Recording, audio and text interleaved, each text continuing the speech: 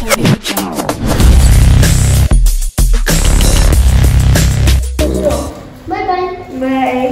আমরা আগে যে বাংলা লেটারগুলো শিখছি সেই লেটারগুলোর সাথে এখন লেটারের কোনো ডিফারেন্স পাই কিনা সেটা আমরা খুঁজে বের করব।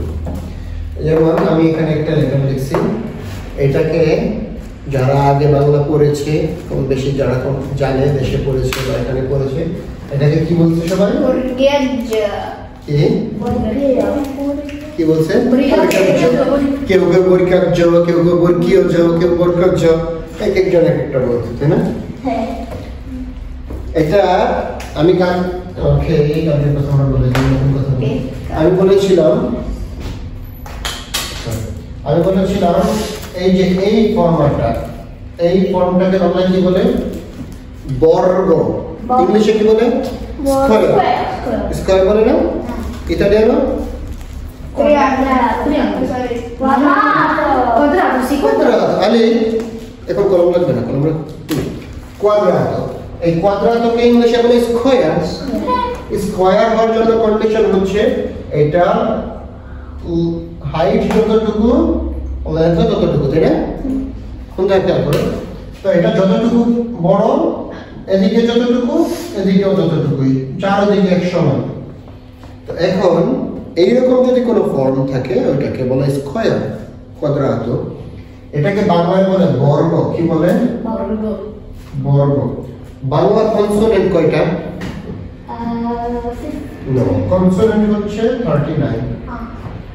কনসোনেন্ট হ্যাঁ এতগুলো, কারণ বাংলা অনেক রিচ, অন্যান্য পদের কম, বাংলা অনেক রিচ, অনেক বেশি আছে। এখন বাংলায় 39টা 39 কনসোনেন্টস আছে, আর ভাওয়েলস কয়টা যেমন ছিল? in total 50 letters in Bengali alphabet. যে কথাটা আমরা বলতেছি সেটা হচ্ছে এই 39 থেকে 1 2 3 4 5 এদিকেও 5, তাহলে 25 লেটার্স আছে। অর্থাৎ এভাবে আমরা যদি ক্লাস করি ক খ গ ঘ ঙ, এভাবে 5টা, এভাবেও ক চ ট ত প। তাহলে এই ক থেকে ম পর্যন্ত 25 লেটার্স আছে, যে লেটারসগুলোকে অর্গানিক করা হয় একটা তাবেলাতে বা একটা কোয়াদ্রাতোতে। একটা কিসে? কোয়াদ্রাতোতে, একটা বর্গের মধ্যে। কিসের মধ্যে? বর্গের মধ্যে। এই বর্গ বা কোয়াদ্রাতো এর ভিতরে লেটারস কয়টা আছে? 25। 5 times 5 25 লেটারস, 25 লেটারস। এর ভিতরে জ আছে একটা। কয়টা? একটা জ আছে, এটা হচ্ছে দ্বিতীয় লাইনের তৃতীয় বর্ণ, চ ছ জ। ওকে, চ ছ জ। এরপরেরটা আবার ঝ, জয়ের মধ্যে কিন্তু আরেকটু হার্ড। তো তাহলে এই বর্গের ভিতরে যে জ আছে ওই জটা হচ্ছে বর্গীয় জ। কি জ? বর্গীয়, কারণ এটা বর্গের ভিতরে আছে। এটার মানে বর্গ এরকম। এই বর্গের ভিতরে যে জ আছে ওই জয়ের নাম কি? বর্গীয় জ। এখন থেকে এই জটা বর্গীয় না, বর্গারও না, বলে গেছে না, ঠিক আছে? অনেকে বর্গের জ, বাংলা ভাষায় বকরি মানে ছাগল, এটাকে অনেকে বর্গি বলে ফেলে। তো এটা যদি বলো বর্গির জ, মানুষ এটা ভাববে মানুষ ছাগলের জ। হ্যাঁ, এটা ছাগলেরও না, পাগলেরও না, বড়ই গেছিল না, বরেরও না, ঠিক আছে? এই জটা কিসের? বর্গীয়। বর্গীয় জ। তাহলে আমরা বর্গীয় জ আমাদের শেষ। আমাদের এটার নাম হচ্ছে বর্গীয় জ। কি জ? বর্গীয় জ। হ্যাঁ, কিন্তু আমরা শেখার জন্য আমি বলছিলাম আমরা এখানে যে লেটারসগুলো শিখবো সেই লেটারসগুলোকে আমরা বড় নামে শিখবো না। এটার যে কনসোনেন্টটা, যেটা শুধু এটার সাউন্ডটা, সেই সাউন্ডে শিখবো। এটার সাউন্ড হচ্ছে জ, এজন্য এটাকে আমরা সিম্পলি কি বলবো? জ। ওকে, তাহলে এটা মুরগির জন্য মুরগির জন্য টেনশন করা লাগবে না। টেনশন করা লাগবে? সিম্পলি এটা কি? জ। বর্গীয় জ হচ্ছে এটার পুরো নাম। যেমন ওর নাম হচ্ছে তাজমিন উলানা। হ্যাঁ, তাজমিন হ্যাঁ, কিন্তু এন্ড হ্যান্ড না, পুরো নামে কি আছে? হ্যাঁ, বাট আমরা এটাকে ওকে ডাকার সময় কি আমরা পুরো নাম ডাকি না, আমরা কি ডাকি? তাজমিন। ওর নাম হচ্ছে হাসিব খান। হাসিব খান, কিন্তু আমরা পুরো নাম ডাকি। তুমি তুমি তুমি খান ধরে টানতেছো কেন? চলো মনোযোগ। তাহলে এটা কি? যেমন ওর নাম হচ্ছে আলী মিয়া, আলী মিয়া, কিন্তু আমরা কি ওকে আলী মিয়া বলে ডাকি না, কি বলে ডাকি? আমরা কি বলে ডাকি? হ্যাঁ, তাহলে ঠিক এইটাকে আমরা সিম্পলি জ বলে ডাকবো। তাহলে আমাদের একটা মামলা শেষ। ওকে, আরেকটা জ আছে, এই জটা বর্গের ভিতরে নাই। এইটা আমরা না, জহ বলে কোনো ওয়ার্ড বাংলায় নাই। বাংলায় যেটা জহ বলে ওইটা হচ্ছে, এটাকে অনেকে জহ বলে কারণ এই সাউন্ডটা ঝ একটু দূর। যেমন আমি যদি মাশরাফিকে জিজ্ঞেস করি, মাশরাফি বলো তো এই লেটারটার নাম কি? তুমি কি বলবা? ঘ। কিন্তু এটাকে দেখবা অনেকেই কি বলে ডাকে? গ হ বলে ডাকে। ঠিক একইভাবে আমরা এখানে যারা জেনারেশন পিডি আছে, জেনারেশন পিডির কেউ এটাকে জহ বলবে না, সবাই আমরা ঝই বলবো। কিন্তু রাস্তাঘাটে অনেকে পেতে পারো যারা এটাকে জহ ডাকতে পারে। আমরা যদি কেউ কাউকে শুনি সে জহ বলে, তার মানে আমরা বুঝবো যে সে কোনোদিন জেনারেশন পিডিতে আসে না। ওকে, আমরা এরপরে যদি কোন দিক থেকে কিছু, ওকে, আমরা এই তিনটা লেটার্স নিয়ে যদি আমরা এখন কথা বলি, এখানে তিনটা শ আছে। পুরো পৃথিবীর মানুষ জহ বলে না, পুরো পৃথিবীর মানুষ জহ বলে না, যারা সঠিক উচ্চারণ জানেন। প্রথমত এটা একটা বাংলা লেটার, এটা শুধুমাত্র যারা বাংলা ভাষায় কথা বলে এটা তাদের ব্যাপার। ইতালিয়ানদের এই ব্যাপারে কোনো ফ্রেগা নাই, কোনো টেনশন নাই। ফ্রেঞ্চ যারা, তাদের কোনো টেনশন নাই। চাইনিজদের কোনো টেনশন নেই। বাংলা ভাষায় যারা কথা বলে তাদের মধ্যে থেকে যারা সঠিক উচ্চারণটা, সঠিক নামটা জানে না, তারা শুধু জহ বলে। ওকে, কিন্তু তুমি সুন্দর করে বসতে হবে, এভাবে বসতে হবে না, নড়াচড়া করে যাবে না। দেখ, এখানে তিনটা শো আছে। ওকে, আমরা একসাথে কিন্তু বলে ফেলতে পারি দন্ত সম্বন্ধ। এখন এই যে শ, এই প্রথম একটা শ আছে, এই শকে আমরা প্রথমে যে শটা লিখেছিলাম, এটাকে একজন বলছে হচ্ছে মদিনার শ, আরেকজন বলছে পেটকাট উদ্দেশ্য। এখন ওর যে কবে পেটকাট ছিল, কবে অপারেশন হয়েছিল, এটা আমরা কেউ জানি না। কোন হসপিটালে হয়েছিল সেটাও জানি না। কোন ডাক্তার করছিল অপারেশন সেটাও আমরা জানি না। কেউ জানো? হসপিটালে দেখতে গেছিলা তাকে? না, একটা লোকের পেটকাট, তোমরা কেউ দেখতেও গেলে না। ওকে, এখন আবার আরেকজন এটাকে বলতে হচ্ছে মদিনার শ। এটা কি আসলে মক্কা থেকে আসছে না মদিনা থেকে আসছে? সে কি হিজরত করে মক্কা থেকে মদিনাতে চলে গেছিল কিনা এটা আমরা জানি না। এটা মদিনা থেকে আসছে না, এটা আসছে বাংলাদেশ থেকে। তাহলে এটা কেন মদিনার শ হবে? এটা আমি বলেছিলাম মুখের, আমরা আস্তে আস্তে শিখবো। আমরা আরবিতে মাখরাজ শিখছিলাম, কারণ মনে আছে মাখরাজ মানে যেন কি? যে সাউন্ডটা, কোন লেটারের সাউন্ডটা মুখের কোন জায়গা থেকে বা ষড়যন্ত্রের মানে যেখান থেকে শব্দটা কোন জায়গা থেকে উৎপন্ন হয় সেটা হচ্ছে মাখরাজ। ঠিক একইভাবে বাংলার উৎপত্তি স্থল আছে, বাংলা লেটার উৎপত্তি স্থল আছে। এই যে এই শ, এইটার উৎপত্তি হয় হচ্ছে মুখের একটা জায়গা আছে যেটা আমরা পরে দেখাবো, এটার নাম হচ্ছে মূর্ধা। কি মূর্ধা? এটা আমরা পরে দেখাবো। মূর্ধা, এই মূর্ধা থেকে এই শটা আসে বলে এটার নাম মূর্ধন্য শ। কিন্তু আমরা কি বলবো? আমরা কি বলবো? শ, কারণ এটার সাউন্ড হচ্ছে শ। এখন এটাকে কেউ যদি বলে মদিনার শ, তাহলে তাকে জিজ্ঞাসা করতে হবে এটা হিজরত করে কবে মক্কা থেকে মদিনায় গেছিল, মদিনা থেকে কি আসছে কিনা। আর কেউ যদি বলে পেট কাটা, তখন চেক করে দেখতে হবে এটা পেটে যে কাটছে, এটা অপারেশন কোথা থেকে হয়েছিল, ডাক্তারকে ঠিক মতো সেলাই কিনে দিয়েছে কিনা। ওকে, তাহলে এইটার নাম শ, কি নাম? কিন্তু পরবর্তীতে যখন আমি বলবো লিখো তোমরা সার, তখন তোমরা জিজ্ঞেস করবে স্যার কোন শ?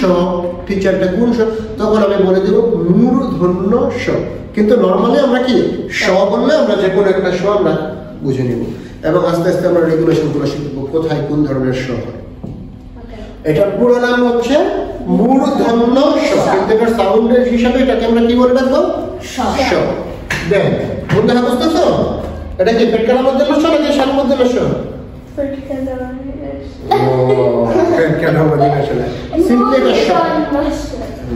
এটার নাম হচ্ছে মূর্ধন্য স। কি নাম? মূর্ধন্য স। কিন্তু আমরা কি বলবো সহজ করার জন্য? স। এটাকে আমরা স বলবো। এটাকে কি স? এটাকে কেউ বলতে দৈন্তার স, কেউ দৈন্তার স। হ্যাঁ, এটা আমরা কালকে বলেছিলাম। এ বাংলায় দন্ত মানে হচ্ছে দাঁত। দন্ত মানে কি? দাঁত। তাইলে এই সময়ের উচ্চারণ হচ্ছে দাঁতের কাছ থেকে, এই জন্য এটাকে আমরা বলি দন্ত স। আরে শুনে হবে না তো, বুঝতে হবে। দন্ত স, পানামা দন্ত কি স? দন্ত স। সিম্পলি আমরা কি বলে রাখবো এটাকেও? স। এবার এইটাকে এটা কি তালিবস্য না তালিবস্য? এটা কি তালিবাজায়? এইটা মুখের যে জায়গা থেকে আসে ওই জায়গার নাম হচ্ছে তালু। কি নাম? তালু হচ্ছে মুখের ভিতরের ছাদ, এই জন্য তালু থেকে আসে দেখে এটার নাম তালব্য। তালব্য তালব্য স। কি নাম? নাকি তালিবাস্য? তালব্য স। কি নাম? ব্রাভো।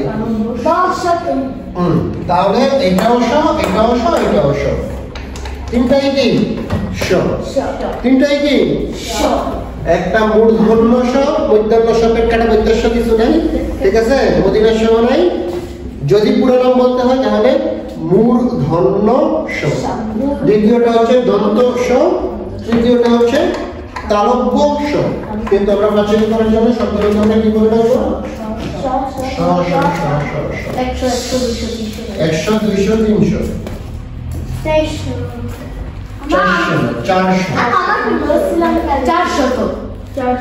ওকে। এবার এই কোণা থেকে আমাদের একটা লেটার আছে। এটাকে বাংলাদেশ লিখতেও লাগে, ইংলিশ লিখতেও লাগে। হ্যাঁ, এটার নাম কি?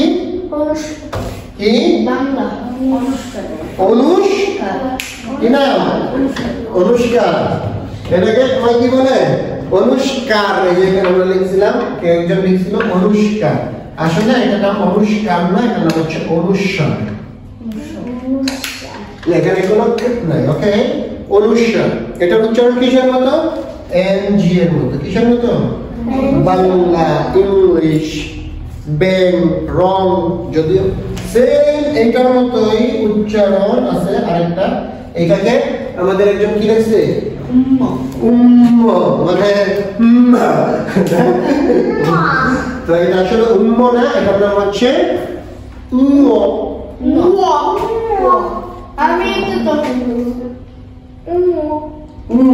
কি নাম? ঠিক আছে, ঠিক আছে। এটা ভোকালে না, বাংলা ভোকালে আর কনসোনেন্টের মধ্যে অনেক কনফিউশন আছে। যেমন এটা হচ্ছে একটা কনসোনেন্টে এই পেশে তুমি একটা লেটার পেপার যেটাকে বলে রি, এটা একটা ভোকালে। তো কবে বসে দিলে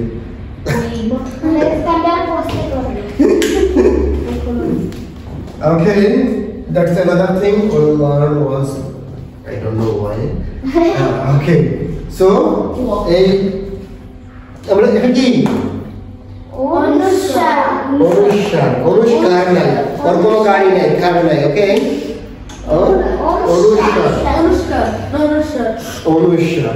এই অনুষ্কারের সেম প্রনাউন্সিয়েশন আরেকটা আছে, সেটা হচ্ছে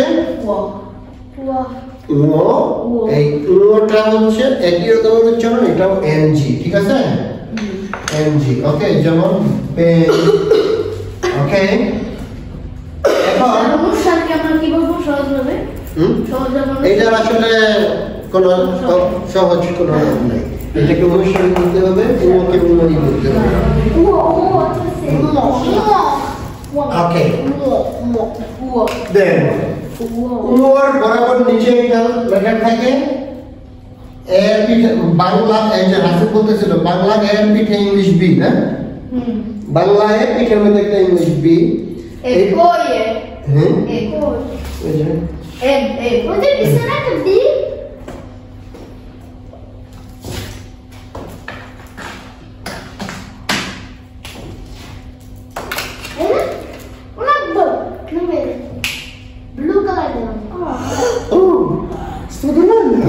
ওকে তো এইটাকে আমরা কি বলছি নিও বলছি না এটা আসলে নিও না এটা হচ্ছে নিও নিও মানে ইও কিন্তু এটা তোমরা কি ভূতের গল্প শুনছো ভূতের কার্টুন দেখছো কেউ বাংলাদেশি ভূতের কার্টুন ওখানে কি ভূতেরা কি মিতুর হ্যাঁ সব দিয়ে বলে না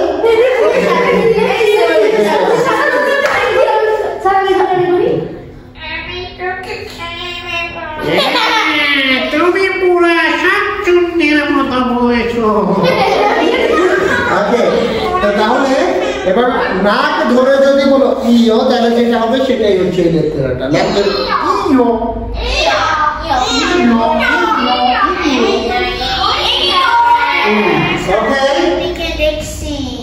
ওকে তো তাহলে আমাদের ক্রু আর ইওর ঝামেলা শেষ না এবং কি অনু এটা ঝামেলা আমাদের শেষ আমাদের আরো অনেক ফান লেটার্স আছে বাংলায় এইবার এই যে আমাদের বাংলায় ন আছে দুইটা এমএ দুইটাই এমএ ন আছে দুইটা the same pronunciation উচ্চারণে কোনো ডিফারেন্স নেই কিন্তু নামে দুই রকমের নাম দুইটার কি কি ন দুইটার নাম কি দৈন্তান্ন আর মধ্যাহ্ন তাই না দৈন্তান্ন মধ্যাহ্ন যারা একটু শুদ্ধ করে তারা আবার একটু শুদ্ধ করে মদিনান্ন বলে যেমন মধ্যাহ্ন দৈন্তান্ন কিন্তু আসলে এটা কি সব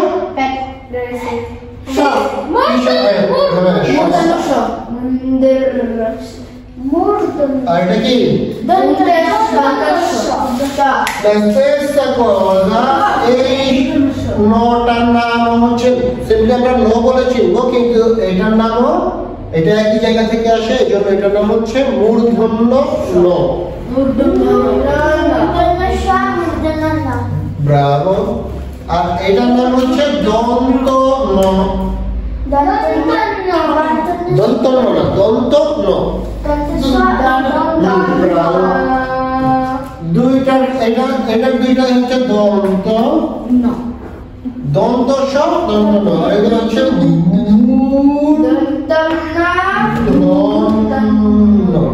মূর্ধন্য স মূর্ধন্য ন ওকে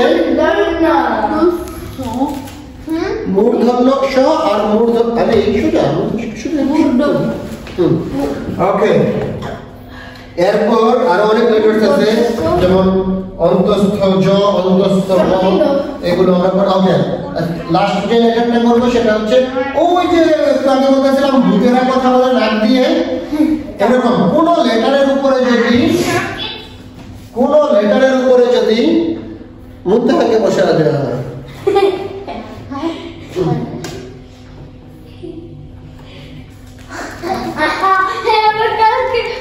এটা কি কি এটা চাঁদকে কি বলে মুন আর এটা কি এটা একটা পুন্ত না এখন চাঁদকে আর চাঁদের আরেকটা নাম হচ্ছে চন্দ্র আমরা কি বলা যায় চাঁদকে চন্দ্রবিন্দু আর পুন্তকে বলা হচ্ছে বিন্দু কি বলে বিন্দু মানে একটা লোন একটা মন আছে মনের উপর একটা স্টার আছে ঠিক আছে আমরা যে জাদুপত্রটা চন্দ্রবিন্দু যা বলছো বিন্দু না এটা হচ্ছে বিন্দু বিন্দু কিন্তু আমরা একটু আগে কি লিখছিলাম চন্দ্রবিন্দু বিন্দু না এটা হচ্ছে বিন্দু ওকে এইটার প্রনাউন্সিয়েশন কেমন এইটার প্রনাউন্সিয়েশন হচ্ছে এইটা নিজে একা উচ্চারণ হতে পারে না বাংলায় অনেকগুলো লেটার্স আছে, এগুলোকে বলা হয় পরাশ্রিত বর্ণ, মানে আরেকজনের ঘাড়ের উপর ভর করে থাকতে হয়, একা উচ্চারণ হতে পারে না। ওকে, এর মধ্যে চন্দ্রবিন্দু একটা, আর অনেকগুলো আছে, এগুলো আমরা আস্তে আস্তে শিখবো। এই চন্দ্রবিন্দু যখন অন্য কোনো লেটারের উপর দিয়ে আসে, ওইটা মানে এত বেশি পেজান্তে হয়ে বসে থাকে, খেয়াল করো, এত বেশি পেজান্তে হয়ে বসে থাকে যে ওই লেটারটাকে ভালোভাবে রেসপিরেট করতে দেয় না, তখন সে হাত দিয়ে কথা বলে। যেমন আমি যদি লিখি, এটা কি ব আকার, এটা কি শ শ ইকার। এবার এটাকে বানানটা হচ্ছে এরকম ব ল, তখন এটাকে আমরা উচ্চারণ করবো বাঁশি, বাঁশি,